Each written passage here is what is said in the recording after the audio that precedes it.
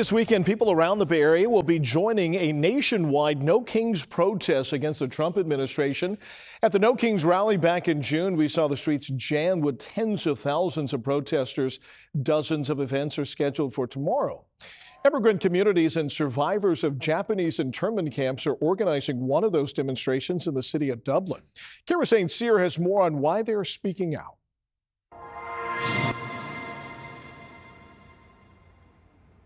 Satsuka Ina's earliest memories are of barbed wire and internment camps. We went from Tule Lake. My father went to Bismarck, North Dakota. Her family, like 125,000 other Japanese Americans, was hauled off to camps across the United States during World War II. The Inas would be separated for more than 4 years. We were reunited in 1946. This is after the war. We're still in prison. And reunited in Crystal City, Texas. Nearly 80 years later, she says the ICE raids are forcing her to recall that history. It took a lifetime for me to figure out, put all these pieces together and look at what happened to my family and my community to see that the trauma effect continues today.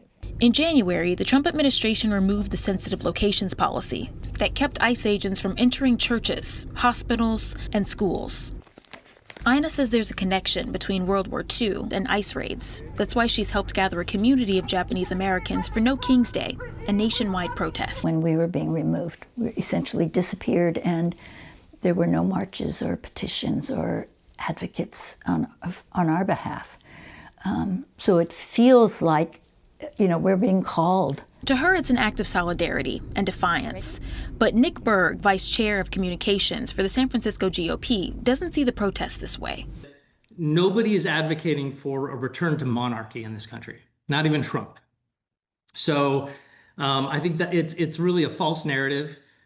We have democratic mechanisms in this country. They are still intact. Berg thinks No Kings misrepresents the Trump administration.